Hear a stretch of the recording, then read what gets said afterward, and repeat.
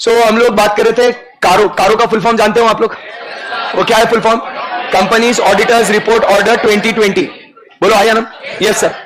तो हम लोग बात कर रहे थे कि ये जो है सेक्शन नंबर 143 सबसेक्शन 11 के अंदर सेंट्रल गवर्नमेंट क्या करता है, नफरा के साथ कंसल्ट करता है और बोलता है कि यार ये ऑर्डर जो है कुछ क्लास ऑफ कंपनीज को एप्लीकेबल कराना है, बराबर है। और वो क्लास या डिस्क्रिप्शन ऑफ कंपनीज को जब ये ऑर्डर एप्लीकेबल हो जाता है, समझ रहे बात को, तो उसके बाद क्या हो जाएगा कि उस कंपनी के ऑडिटर ने अपने ऑडिट रिपोर्ट में जो मैटर्स दिए गए हैं उसी ऑर्डर के अंदर क्या करना पड़ेगा, उसके बारे में उसको रिपोर्ट करना पड़ेगा। समझ में आया आप सबको? तो वो मैटर्स कौन से हैं और वो कंपनीज कौन सी है, इसके बारे में बातचीत हो रही है। सो कारो किसे एप्लीकेबल है? So CARO is applicable to all the companies including what, foreign companies. But except क्या बोला उसके अंदर? नंबर 1 अपन बात कर रहे हैं उसका मेमोरी टेक्निक क्या था? 1 person got his Samsung S8 insured from a private bank. So 1 person मतलब क्या बोला? 1 पर्सन कंपनी, बराबर एकदम। उसके बाद गॉट हिज सैमसंग मतलब स्मॉल कंपनी, S8 मतलब section 8 company, insured insurance company and private limited company. But private limited company के लिए कुछ बातें हैं। तो क्या कहा? Private limited company not being holding और subsidiary of a public company, मतलब वो प्योर प्राइवेट चाहिए, उसके आजू बाजू कोई भी पब्लिक कंपनी का साया नहीं होना चाहिए। उसके बाद अदर कंडीशंस में क्या बोलता है कि having paid up share capital and reserves and surplus not exceeding कितना? 1 करोड़, बराबर एकदम। सेकेंड पॉइंट अपन क्या बोलता है?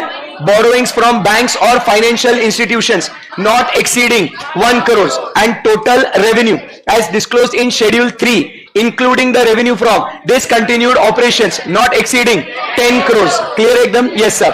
सो जो हम लोग बात कर रहे हैं about paid up share capital as on 31st of March of the current year, बराबर है। बोरोइंग्स फ्रॉम बैंक्स और financial institution at any point of time in the current year and last में हम लोग क्या कहते हैं? ड्यूरिंग द फाइनेंशियल ईयर अपने को टोटल रेवेन्यू देखना है। क्लियर एकदम? Yes sir. उसके बाद जब ये बातें एप्लीकेबल हो जाती है तो हम लोग चर्चा कर रहे थे कि कौन से मैटर्स इन्हें एप्लीकेबल होंगे। तो उसमें हम लोग ने 2 मैटर्स हम लोग ने पढ़े थे। एक हमने बात करी थी अबाउट इन्वेंट्री और दूसरा हमने बात करी थी about property plant and equipment. तो फर्स्ट हमने पीपीई पढ़ा और सेकंड हमने इन्वेंट्री पढ़ा। क्लियर एकदम? Yes sir. तो हमें उसमें कौन से मैटर्स को रिपोर्ट करना है उसके बारे में हम लोग बातचीत करते हैं। तो सबसे पहले प्रॉपर्टी प्लांट एंड इक्विपमेंट की चर्चा करते हैं। तो फर्स्ट पॉइंट हमने क्या बोला पीपीई के बारे में कि क्या आप लोग मेंटेन कर रहे हो? सबसे पहले क्या मेंटेन करना है? रिकॉर्ड्स, कि क्या आप लोग प्रॉपर रिकॉर्ड्स मेंटेन कर रहे हो क्या? So records that shows what full particulars about what the quantitative details as well as the situation of PPE and intangible properties के लिए भी क्या बोला? full particulars उसका होना बहुत जरूरी है। एकदम आसान था क्या ये? Yes sir. फिर records अगर आप मेंटेन कर रहे हो तो सेकंड पॉइंट हम लोग बात कर रहे हैं कि क्या management has carried out what physical verification at a reasonable intervals, बराबर है, वो अपने को देखना है। फिर अगर वो रीजनेबल इंटरवल्स पे है तो सेकंड पॉइंट उसमें आपको कोई मटेरियल डिस्क्रिपेंसी आपको मिली है क्या? And if material discrepancy अगर आपको मिली है, so how it has been dealt with, whether it has been properly dealt with in the books of accounts, ये अपने को रिपोर्ट करना है। तो ये बात हो गई सेकंड। थर्ड पॉइंट बात करता है अबाउट रिवैल्यूएशन। रिवैल्यूएशन में क्या कहता है कि अगर आपने ड्यूरिंग द ईयर रिवैल्यूएशन किया है, इफ सो तो अपन को चेक करना है कि it should be done by the registered valuer and आपको उसका अमाउंट ऑफ चेंज भी बताना पड़ेगा if it is more than और इक्वल टू 10%, दैट इज 10% और more in each class of asset. Correct एकदम? ये हो गया अपना कौन सा पॉइंट? Third point. फिर फोर्थ पॉइंट वो क्या बोलता है कि अगर जो आपकी इमूवेबल प्रॉपर्टीज है, बराबर है, उसके जो टाइटल डीड्स है it should which are disclosed in the financial statements, उसके टाइटल डीड्स क्या होने चाहिए? It should be in the name of the company. सही है एकदम? Yes sir. तो अगर वो कंपनी के नाम पे है तो इट्स ओके, बट अगर नहीं है तो आपको क्या करना पड़ेगा? वो टेबल में आपको वो डिस्क्लोजर्स देने पड़ेंगे। सो सबसे पहले आपको डिस्क्रिप्शन ऑफ द प्रॉपर्टी देना है, उसका ग्रॉस कैरिंग वैल्यू बताना है, held in the name of बताना है, weather it is a promoter, director और रिलेटिव, फिर उसका पीरियड आपको बताना है एंड लास्ट में वो रीजन आपको बताना है। Even if it is dispute आपको वो रीजन बताना चाहिए। क्लियर एकदम? Yes sir. यहां तक कोई दिक्कत है क्या? और उसके बाद लास्ट पॉइंट हम लोग बात करते हैं कि अगर कंपनी के अगेंस्ट कोई भी बेनामी प्रॉपर्टीज को लेके कोई भी क्या बोलते हैं प्रोसीडिंग्स इनिशिएट या पेंडिंग है तो उसको अपने whether it is been disclose in the financial statements, ये आपको रिपोर्ट करना है। तो ये बच्चों अपनी बात होगी किसके बारे में? In regards to property plant and equipment. Clear एकदम? अब हम लोग बात करते हैं सेकंड जो हम लोग चर्चा कर रहे थे about what? Inventory. So inventory के बारे में हम लोग क्या कह रहे हैं दोस्त? सो इन्वेंट्री के बारे में डिस्कशन ये हो रहा है कि सबसे पहले क्या मैनेजमेंट ने फिजिकल वेरिफिकेशन, इधर रिकॉर्ड्स वाला पॉइंट नहीं है। सो यहां पे बस क्या बोला कि मैनेजमेंट ने रीजनेबल इंटरवल्स पे फिजिकल वेरिफिकेशन किया क्या? अगर वो फिजिकल वेरिफिकेशन किया है तो अपने को देखना है उसका coverage and whether it is procedures are appropriate. फिर उसमें अगर आपको डिस्क्रिपेंसी मिलती है, बट यहां पे डिस्क्रिपेंसी का परसेंटेज प्रिस्क्राइब किया है 10% और मोर, तो आपने क्या करना है, how it has been dealt with in the books of accounts, whether it has been properly dealt. Clear एकदम? Yes sir. उसके बाद हम लोग नेक्स्ट पॉइंट की बात करते हैं। हम लोग बात करते हैं कि अगर आपने क्या, आपको वर्किंग कैपिटल फाइनेंस अगर आपको मिला है, सैंक्शन किया है in excess of rupees 5 crore, तो जो आपने स्टॉक स्टेटमेंट्स बैंक्स को भेजे हैं, अपन को चेक करना है कि whether it is in agreement with what, the books of accounts. Clear एकदम? Yes sir. थर्ड पॉइंट हम लोग चर्चा कर रहे हैं अबाउट लोन्स, इन्वेस्टमेंट्स, गारंटीज, बराबर। तो उसके अंदर हम लोग क्या कह रहे हैं, इफ इट इज गिवन, तो इसमें दो बातें होगी। एक तो क्या बोल रहे हैं अपन यहाँ पे कि आपने उसको ज्वाइंट वेंचर सब्सिडरी एसोसिएट्स को दिया है, and other than joint venture subsidiaries and associates को दिया है। क्लियर एकदम? Yes sir. अगर आपने लोन दिया है तो there should be what, security, and the terms and conditions are not prejudicial to the interest of the company. फिर थर्ड पॉइंट अपन बात कर रहे हैं about schedule of repayment and whether payment is received is regular as per the schedule. But अगर वो वैसा पैसे आपको नहीं मिल रहे हैं तो over due for more than 90 days आपको वो अमाउंट बताना है, and reasonable steps taken for what, it's recovery. फिर फिफ्थ पॉइंट हम लोग बात करते हैं अबाउट व्हाट, कि अगर ये लोन्स आपके जो दिए हुए हैं, तो आपने अगर वो ड्यू हो जाते हैं, if it is fallen due, तो उसको आपने रिन्यू, एक्सटेंड या फ्रेश लोन्स आपने दिए हैं क्या। एंड लास्ट पॉइंट जो हम लोग चर्चा कर रहे हैं वो किसके बारे में बात हो रही है, रिपेबल ऑन डिमांड, तो उसका अमाउंट एंड टोटल परसेंटेज आपको बताना है। क्लियर एकदम? Yes sir. सो ये हो गया अपना थर्ड पॉइंट।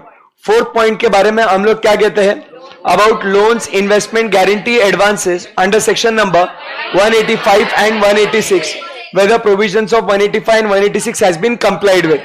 क्लियर एकदम? Yes sir. उसके बाद फिफ्थ पॉइंट हम लोग बात कर रहे हैं about public deposits. Public deposits के बारे में हम लोग ने क्या कहा कि whether the directions of Reserve Bank of India, फिर उसके बाद section 73 to 76, provisions of Companies Act and rules made thereunder, order by Company Law Board, National Company Law Tribunal, any other tribunal और court, and Reserve Bank of India, उसको comply किया है क्या, and if not उसके details अपने को देने हैं। क्लियर एकदम? Yes sir. उसके बाद हम लोग आगे बढ़ते हैं। नेक्स्ट पॉइंट हम लोग चर्चा करते हैं about the cost records required to be maintain under section number 148 subsection 1। Next we talk about is statutory dues. दो टाइप के स्टैट्यूटरी ड्यूज हो जाएंगे, एक है डिस्प्यूटेड एंड दूसरा है अनडिस्प्यूटेड। अगर अनडिस्प्यूटेड है तो क्या कंपनी रेगुलर है in depositing it, but if it is not regular तो आपको अमाउंट बताना है of the amount in arrears, बराबर है, which is not paid as on balance sheet date for a period of more than 6 months. Clear एकदम? Yes sir. But अगर ये dispute है तो amount and the forum under which it is dispute वो आपको report करना है। Clear एकदम? Yes sir. स्टैट्यूटरी ड्यूज होने के बाद next we talk about is unrecorded transactions. Unrecorded transactions अगर आपने डिस्क्लोज या सरेंडर करे हैं as a result of tax assessments should be recorded in the during the year in the books of accounts. Clear एकदम? Yes sir. Unrecorded transactions के बाद हम लोग बात करते हैं about what, the repayment of loans. So repayment of loans में हमने क्या कहा कि अगर उसमें कहीं डिफॉल्ट है, बराबर है, तो डिफॉल्ट के आपको डिटेल्स बताने पड़ेंगे कि कौन सा लोन है, किससे लिया है, अमाउंट क्या है, उसमें प्रिंसिपल या इंटरेस्ट क्या है, कितने दिन का डिले हुआ है, एंड फिर लास्ट में अपन क्या कहते हैं, रिमार्क्स। फिर उसके बाद क्या वो जो कंपनी है is it declared as what, wilful defaulter. फिर डिफॉल्ट और कौन से है कि आपने पर्पस गलत पर्पस के लिए यूज कर लिया, शॉर्ट टर्म का लॉन्ग टर्म यूज कर लिया। एंड लास्ट में हम लोग बात कर रहे थे कि whether we have taken any loans to meet the obligations of the subsidiary, joint venture and associates, or have we raised any finance, बराबर है, to by pledging the securities of subsidiary, joint venture and associates. Clear एकदम? Yes sir. उसके बाद last में point पड़ा about IPO, FPO and debt finance, that is debt instruments. तो उसमें भी हमने क्या कहा, जिस पर्पस के लिए आपने वो फंड्स रेस करे उसी पर्पस के लिए अप्लाई करना चाहिए। एंड उसके बाद अगर आपने प्राइवेट प्लेसमेंट या प्रेफरेंशियल अलॉटमेंट किया है तो provisions of section number 42 and 62 आपने कंप्लाई किया है क्या, and it should be applied for the same purpose for which it was raised. Clear एकदम? Yes sir. So 11th point जो है वो बात करता है अबाउट व्हाट, फ्रॉड। वो क्या बोला था अपन ने कि फ्रॉड हुआ, देखो दिमाग में और अंदर के पॉइंट्स भी क्लिक होते हैं क्या, फ्रॉड हुआ, वो क्या हुआ? निधि कंपनी में हुआ। कहाँ हुआ? निधि कंपनी। किसने किया? Related party. तो उन्होंने कौन सा फ्रॉड किया? Non cash transaction. इंटरनल पहले इंटरनल ऑडिटर को बुलाया, फिर उसने कहा नॉन कैश ट्रांजैक्शन है। फिर हम लोग गए एनबीएफसी के पास, उसने क्या कहा? कैश लॉस हुआ है, इसीलिए स्टैट्यूटरी ऑडिटर को बुलाओ। फिर उसके बाद उसने रेशियोज चेक किए और उसने कहा सीएसआर करो। क्लियर एकदम? Yes sir.